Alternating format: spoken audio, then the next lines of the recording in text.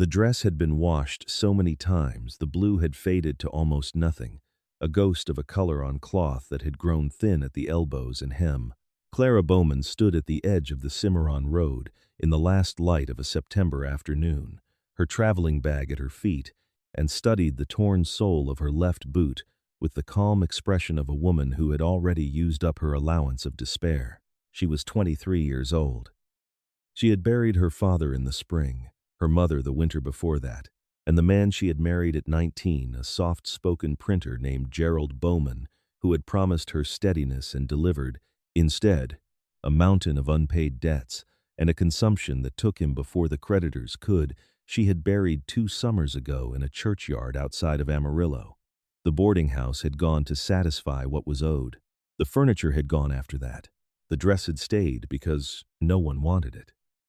She had walked out of the town of Holt, New Mexico territory, that morning with $4.11 folded inside her boot, the other boot, the one that still held its soul, and a letter of introduction to a woman in the town of Cressa who was said to need a seamstress. The letter had been written by a minister who meant well. Whether the woman in Cressa still needed a seamstress, or still lived, or whether Cressa was even the distance he had described, Clara could not say. What she could say was that her feet hurt, that the road ahead was long, and that the dry September grass on either side of the track smelled faintly of dust and something sweet she could not name.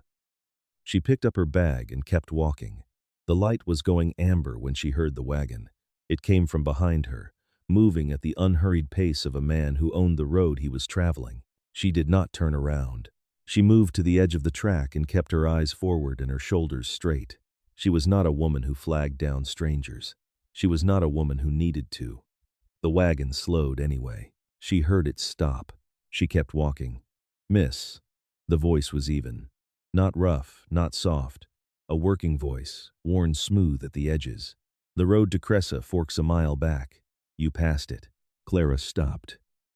She turned around slowly, with the controlled deliberateness of a woman who does not let her face say more than she means it to. The man on the wagon seat was lean and sun-darkened, somewhere in his middle 30s, with the kind of stillness in his posture that comes not from laziness but from long practice in conserving what you have. His hat was good quality but old. His coat was the same. He had the hands of a man who fixed things himself. "I appreciate the information," she said. He looked at her, at the bag, at her boots, at the road she had come from and the one stretching ahead of her, empty all the way to the horizon. "Cressa's 12 miles back," he said. "It'll be full dark in an hour." "I'm aware of the general behavior of the sun," Clara said. Something shifted in his expression. Not quite a smile. Not quite. Not one. He picked up the reins, then set them back down again, as if he were settling a question with himself. "I'm Garrett Slade," he said. "I run the Tallow Creek Ranch, 4 miles north. My housekeeper left 3 weeks ago to tend to her sister in Colorado and did not come back." He said this the way he might report a broken fence post, a fact requiring attention. "I have 7 men on the fall crew coming in day after tomorrow. I need someone who can manage a kitchen and keep a house from falling into ruin." He paused. "I'm not offering charity." Clara looked at him steadily. She recognized the offer for what it was. Not rescue, not pity. A transaction between 2 people who both needed something. "How long is the work?" she asked. "Through the end of November. Possibly longer, depending." "What does it pay?" He told her. It was fair. More than fair. "I can cook," Clara said. "I can keep accounts, mend gear, and manage a kitchen store so that 7 men don't eat you out of house and home in a week.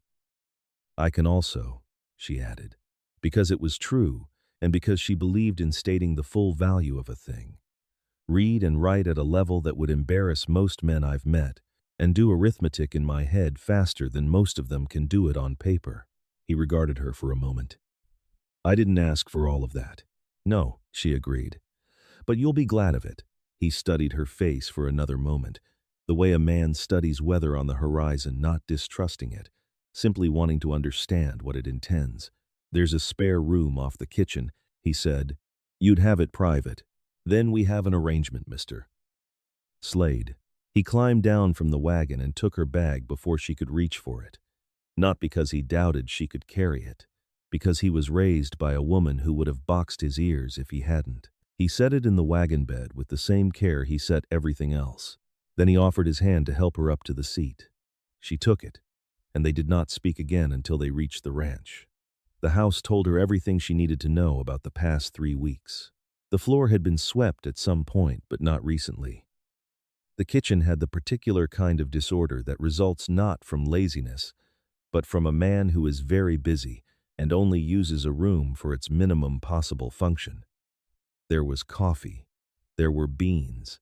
There was cornmeal and a half-empty sack of flour, and a single onion sitting on the counter with the weary resignation of the last survivor of a war. Clara set her bag down in the doorway of the spare room, turned, and began to work. She did not announce what she was doing.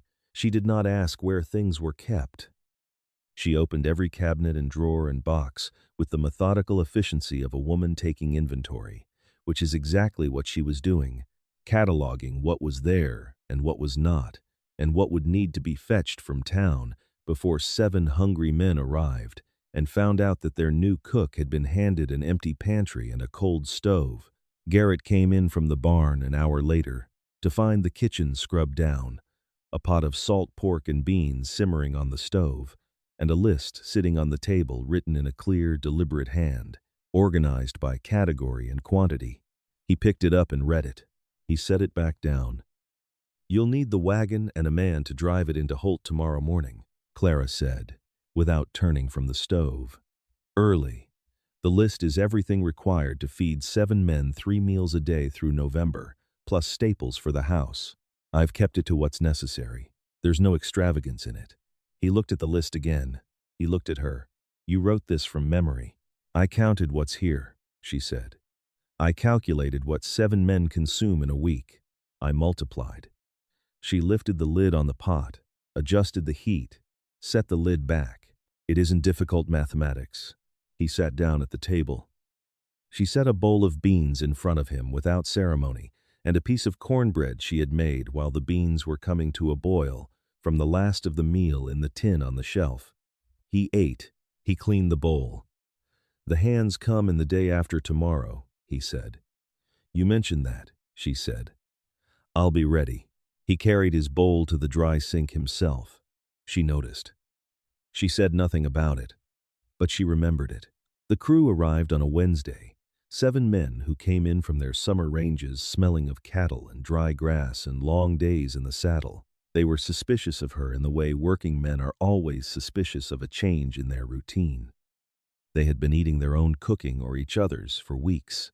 They approached the kitchen the first evening with the wary optimism of men who have been disappointed before. What they found was a table set with 8 places, a pot of beef and vegetable stew thick enough to stand a spoon in, 2 pans of biscuits still warm from the oven, and a pot of coffee so strong and good that one of the older hands, a weathered man named Pete, set his cup down and said, "Well, Lord," in the tone of a man who has just seen something miraculous. They ate with a focus that was nearly reverent. The table, which Clara had been told was usually loud with argument and profanity, was quiet. The sounds were spoons against bowls and the gentle violence of men who are truly hungry meeting food that is truly good. Clara ate at the end of the table because she was part of the household, and she had decided early in her life that she would not diminish herself into the background of any room she had a right to occupy. The men, after a day or two, stopped finding this unusual and started finding it simply the way things were. She learned their names. She learned who took his coffee black and who needed sugar, who had a bad tooth that meant he couldn't manage hardtack, who was sending money to a mother in Missouri, and therefore appreciated when she stretched the meat with beans without making it feel like a deprivation. She was not sentimental about any of it. It was information. Information was useful. Garrett watched all of it. He was a quiet observer. She had noticed a man who understood a great deal more than he chose to say. He watched the way she moved through the kitchen, with the easy authority of someone who had been managing large households since she was old enough to reach a counter. He watched the way the men responded to her, the rough deference that arose not from her being a woman, but from being someone who was clearly more competent than they were, and did not require them to acknowledge it out loud. He found himself at his own table more often in the evenings. Before her arrival, he had eaten standing up in the kitchen or at his desk going over ledgers. Now he sat down. He was not sure exactly when that had changed. She mended the curtain in the front room without being asked. She organized the pantry so that anyone could find anything in 30 seconds. She found a small root cellar under the back step that the previous housekeeper had apparently never discovered, half full of preserves put up the year before, and produced from it a jar of blackberry preserves that she set on the breakfast table one morning without comment, and which caused Pete to become briefly and uncharacteristically emotional. Small things. A dozen small things every day, each one making the ranch run a little better, a little smoother. The way a well-maintained piece of machinery runs, because every part is doing its job and nothing is wasted. Garrett found himself noticing the particular sound her boots made on the back porch in the mornings. He noticed the way she pushed her dark hair back from her forehead when she was concentrating on something, using the back of her wrist so she didn't get flour on her face, which meant she was always a little too late, and there was usually flour on her face anyway. He noticed that she had 3 books in her traveling bag. He had seen them when he carried it in, and that she read in the evenings by the lamp in the kitchen, after the dishes were done and the house was quiet. He was a practical man. He had been a practical man his entire life. He knew what he was noticing, and he set it aside, firmly, as a matter to be considered later, when there was time for it. There was not time for it. There was never time for it. And then, in the middle of October, time stopped mattering altogether. The man came on a Thursday.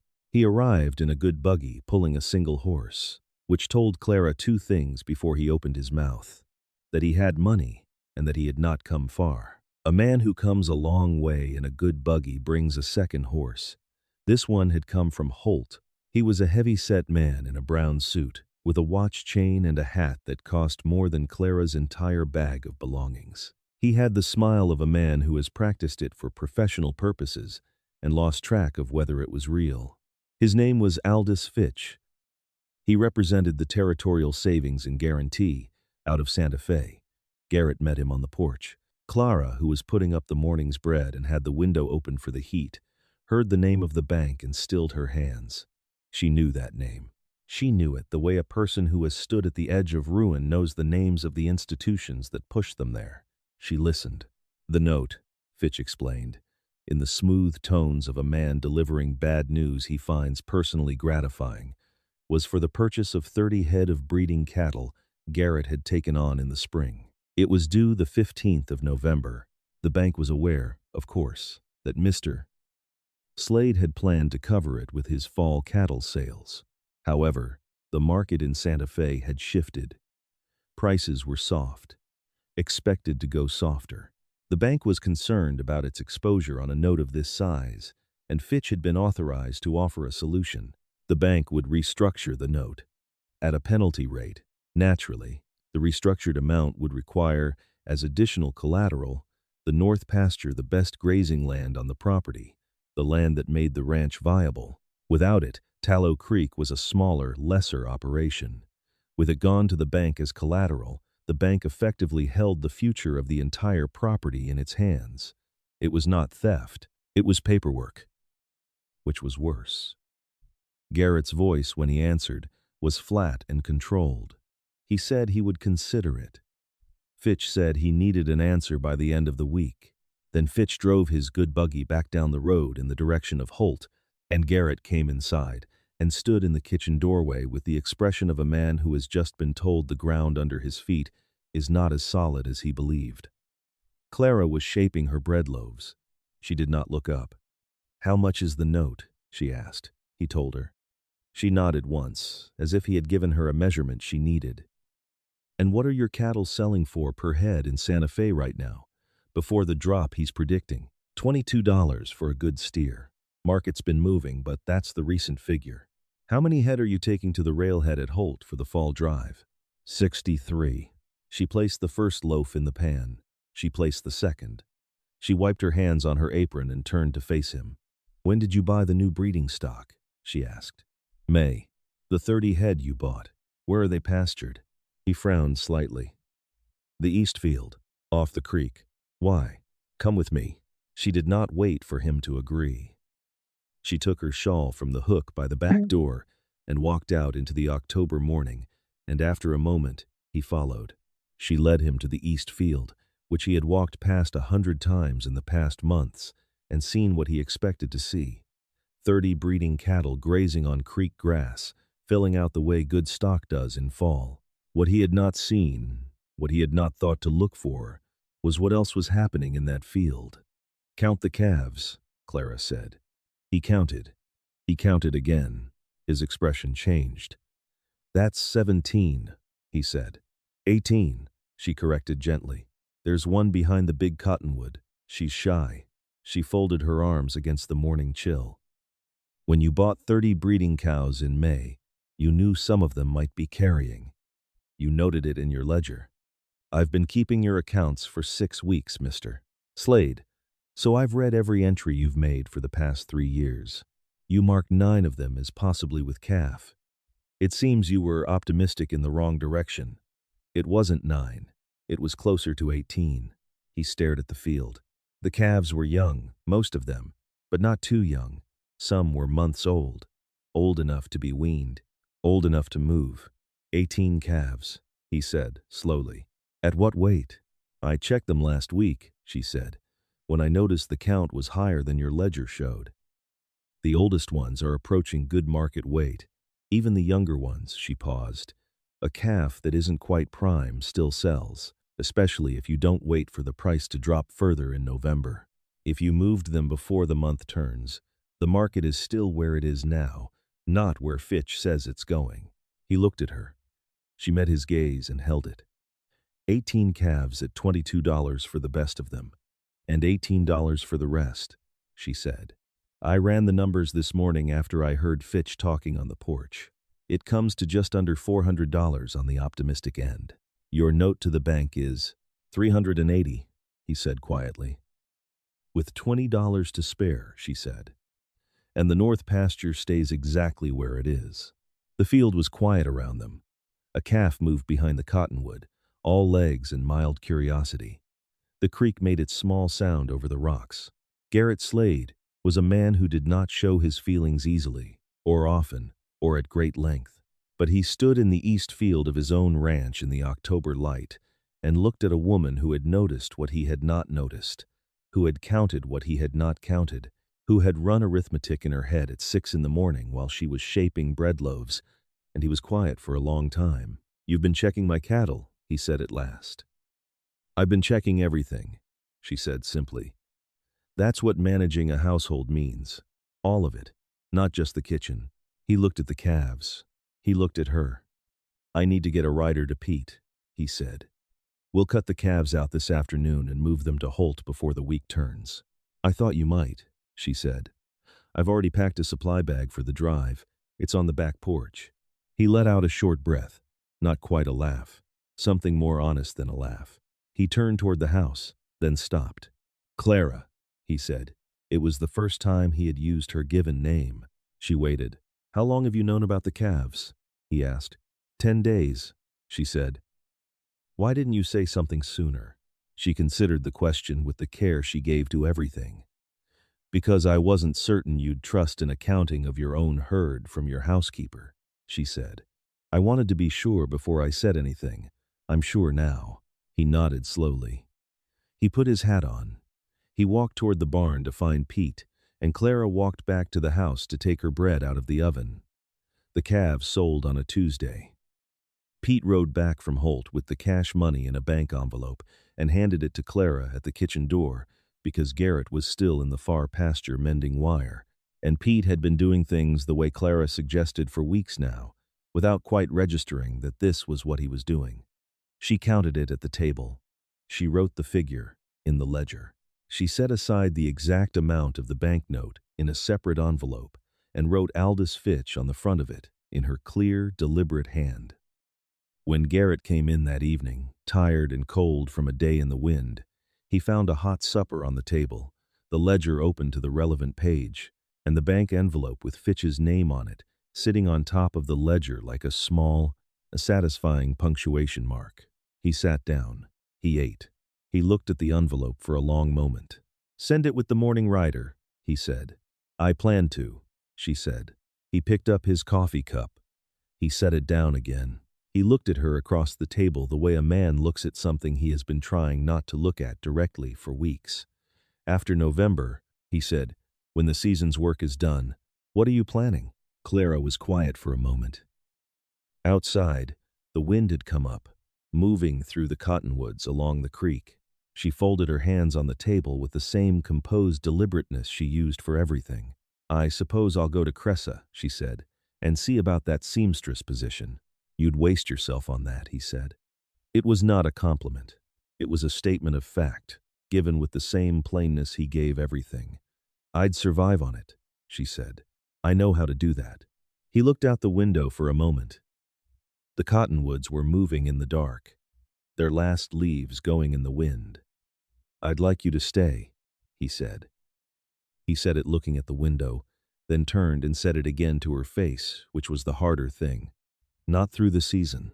Longer. I'm not a man who talks about what he intends very well or very fast. I expect you've noticed that." "I have," she said. "But I know what I see," he said.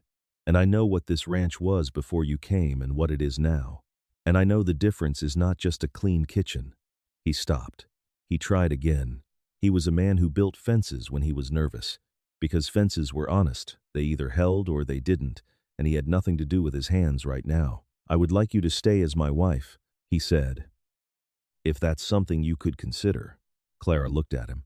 She had looked at him carefully for weeks, the way she looked at a new pantry or a new ledger, wanting to understand the whole of it before she committed to a position. She had looked at the way he treated his men, and the way he treated his animals, and the way he had carried her bag without being asked and washed his own plate, and fixed the step she used 100 times a day without ever mentioning that he'd done it. She had looked at the way he listened when she spoke, really listened, and the way he trusted her judgment once she had earned it, and did not ask for it back. She had been looking for a long time. She had made up her mind some time ago, if she was honest with herself.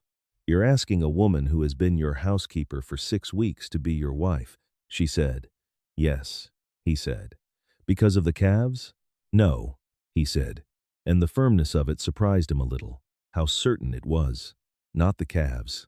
The calves showed me you could see what I'd missed, but that's not why."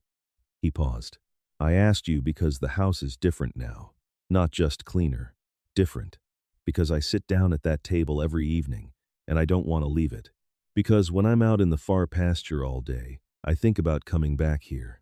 He stopped himself from saying more. He was a man who ran out of words quickly and could not manufacture more when he ran dry. But he held her gaze. Clara let a breath out slowly. "You are a plain-spoken man, Garrett Slade," she said. "I am," he agreed. "I find I prefer that," she said, "to the other kind." He waited. "Yes," she said. "I believe I'll stay." They were married in November, on a Saturday, in the front room of the ranch house because it was too cold for the porch, and neither of them felt a need for ceremony beyond the need to make a thing official. The justice of the peace came out from Holt. Pete and 2 of the other hands stood as witnesses, with their hats held at their chests and their boots polished to the best of their ability. Clara wore the blue dress because it was the best she had. Garrett looked at her in it and thought it was a very good dress. He told her so, which surprised her, and she laughed, which surprised them both. Her laugh was a new thing in the house. It suited it. The hands contributed a bottle of good rye whiskey for the occasion, which was generous, and Pete made a brief speech that touched on Clara's biscuits more than was perhaps strictly appropriate for a wedding, but everyone agreed it was heartfelt. That evening, after the men had gone back to the bunkhouse and the house was quiet and warm, Clara stood at the kitchen counter, going over the December supply list. Because November was almost gone and December would not wait, Garrett came to stand beside her. He looked at the list. He picked up a pencil and added one item at the bottom. She looked at what he'd written. Then she looked at him. "Books?" she said. For the house, he said. In case there are children someday who need reading. Clara looked back at the list. She took the pencil gently out of his hand and wrote beneath his entry, in her clear, deliberate hand. 2 copies, one for him, one for her. Children can wait their turn. He read it. The almost smile crossed his face. The one she had learned was his equivalent of a full laugh from another man. Fair enough, he said. She handed him back the pencil and went to check the stove. 4 years later, the light that came through the kitchen window in the mornings was the particular gold of a New Mexico October, warm on the counter where Clara was teaching her daughter 3 years old, black-haired, dangerously curious, with her father's steady dark eyes and her mother's complete indifference to being told she couldn't do something, how to measure out flour for biscuits. The measuring involved a great deal of flour on the counter and a fair amount on the floor, but Clara did not mind. You learned by doing. She had always believed that. Garrett came in from the early chores and stopped in the kitchen doorway the way he often did, simply looking at the room and the people in it for a moment before he announced himself. It was a habit Clara had noticed years ago. She thought she understood it now. He had spent 5 years in this house before her with nothing in it but function. He was still sometimes quietly astonished by what it had become. There's flour on everything, he observed. We're learning, Clara said. The little girl looked up at her father with the gravity of someone engaged in serious scientific work. Papa, do you want a biscuit? More than almost anything, he said. He sat down at the table. Clara set coffee in front of him. Through the window, the Tallow Creek pastures stretched out in the October light, the herd solid and healthy in the far field, the fences straight along the horizon. In the east field, their east field, paid for and held free and clear, a new crop of calves moved through the creek-bottom grass. The north pasture was exactly where it had always been. Do you remember Fitch? Garrett asked, his eyes on the pasture. The bank man? Clara poured her own coffee and sat across from him. I remember him. Had a letter from the Territorial Savings Office last month. He's no longer with the company. I'm not surprised, she said.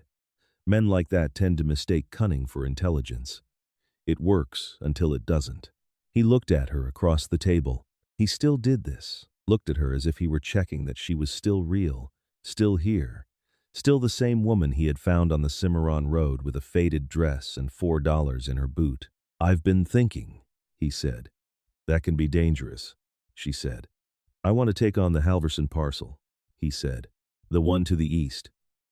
Old man Halverson's moving to his daughters in Colorado. The land is good, the price is fair. If we expanded the herd by 40 head and added that creek access, then you'd need a larger bunkhouse, Clara said, and at least 2 more hands through the season. Wages would go up. She was quiet for a moment, doing what she always did when numbers were involved, which was work them without a pencil because she did not need one. But the water access would increase the carrying capacity of the east field by 1/3, and the calves from the new breeding stock would start turning a return in 18 months. She looked at him. What's Halverson asking? He told her. She nodded slowly. Write to him, she said. I'll go over the ledger tonight and tell you what we can offer. He looked at her for a moment. This woman who had arrived on his road with nothing and had turned what was there into everything, who could calculate the future value of a calf crop while teaching a 3-year-old to measure flour, who still had her books on the shelf in the kitchen and still read by the lamp in the evenings when the house was quiet. Clara, he said. I was a slow man, he said, getting around to asking you. She looked up from her coffee. The October light was on her face, and she looked, he thought, not much older than the woman on the road, just settled, in the way that good land settles when it's well tended, sure of its own ground. You got there, she said, and the almost smile she gave him was the only answer either of them had ever needed. What Clara carried on that long road wasn't just a traveling bag, it was every skill she had quietly built through years of hard work, years no one had thought to praise or pay attention to. The things that look small in ordinary life, keeping careful accounts, noticing what others overlook, turning scraps into something nourishing, those are never small. They are exactly the things that save you. and sometimes, the people you love when the moment comes. A small note for you. This story was created and fictionalized by AI, crafted to bring you a moment of entertainment and, hopefully, leave a little warmth in your heart along the way.